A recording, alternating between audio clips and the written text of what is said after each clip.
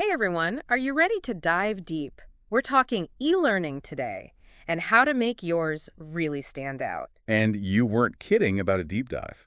We've got articles, research, practical guides. It's a lot.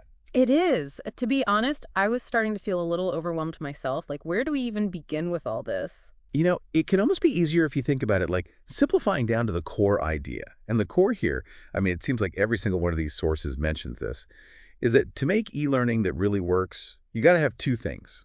You need solid content, but you also need really thoughtful instructional design. Okay, I've definitely heard those phrases before, content and instructional design.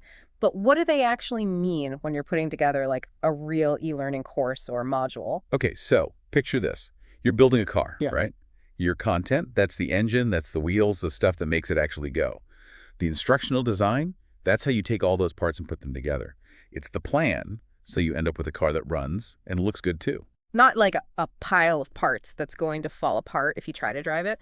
So that makes sense. But I mean, with a car, there's more to it than just, I don't know, bolting things together randomly. You got it. And that is exactly where your learning objectives come in. And this is where I see people who are new to e-learning get tripped up sometimes.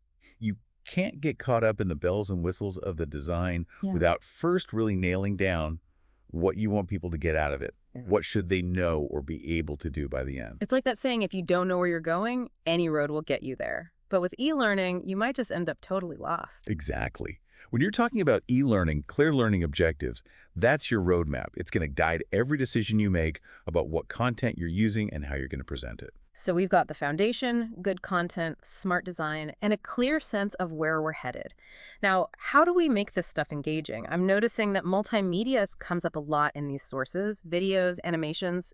Is it really that important? Well, it's more than just, trying to be flashy. There's a reason everybody's talking about multimedia.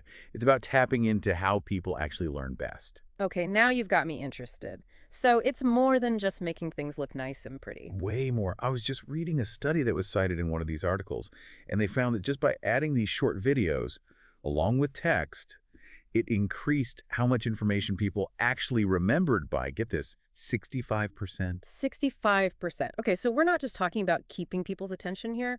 We're talking about making sure they actually remember what they're learning. Right. Using multimedia makes learning more effective, and it also just makes it more enjoyable. Yeah. It lets you cater to different learning styles, too, so you're reaching a wider audience. Because some people are visual learners, some people are more auditory learners this way. Yeah. You're speaking to everybody. Yeah, it's like the difference between reading a recipe and watching like a cooking show. Sometimes you need to see it in action to really get it. Absolutely. And speaking of action, that takes us to another really important thing that I keep seeing in these resources, and that's interactivity. We've got to get past learners just passively watching or reading.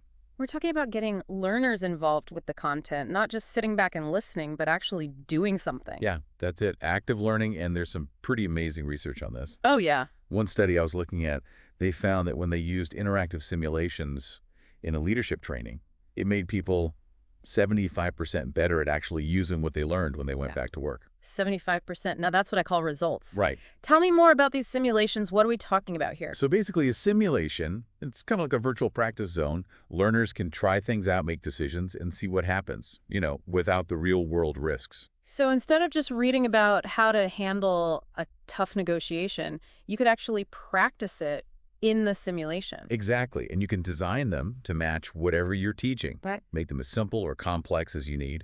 Oh, wow. So you could have different paths depending on what choices people make. Exactly. You got it. Or you could have them take on different roles or even make it like a game with points and stuff.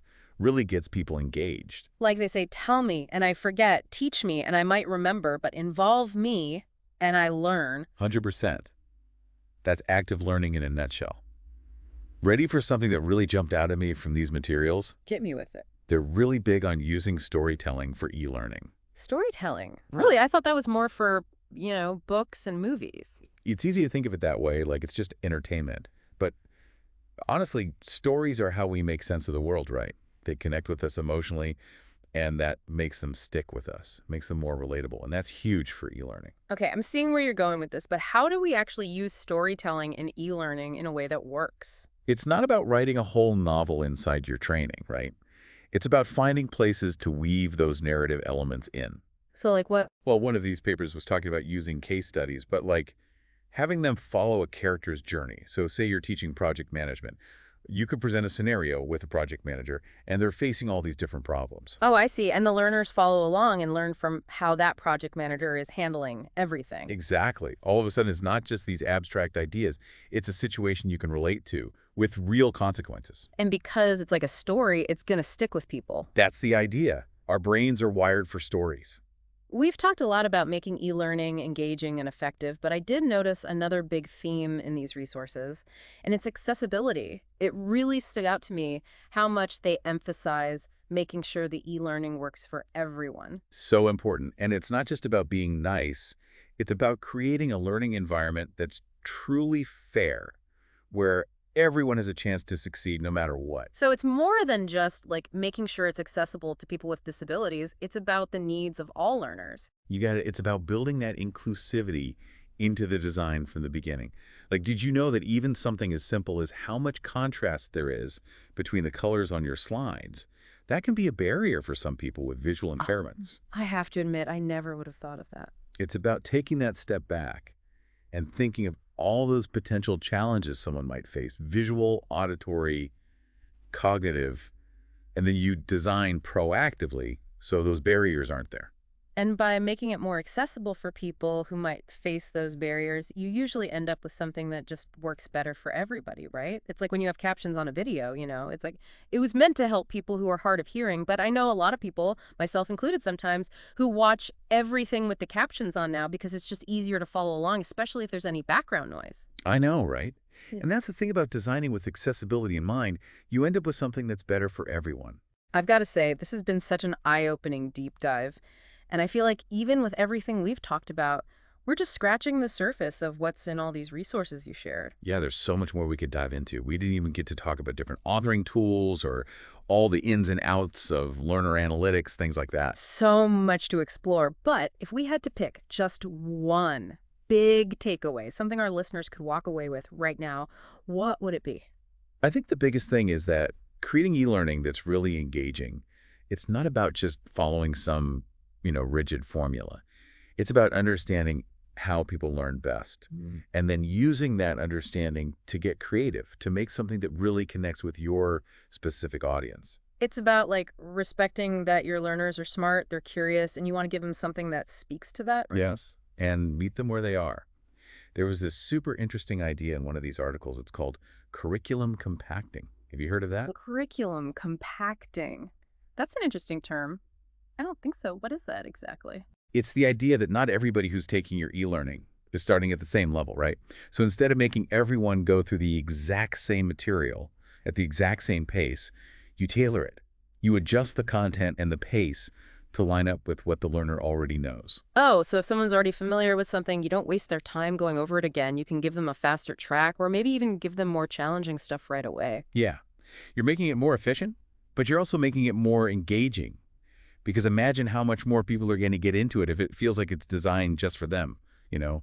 Everybody wins. It's like choosing your own adventure, but for learning. This was awesome. I feel like I learned so much to think about. Any final words of wisdom for our listeners out there who are ready to take their e-learning to the next level? Don't be afraid to experiment, see what works, and never forget how powerful a good story can be. And never stop learning. Thanks for listening, everyone, and we'll see you next time.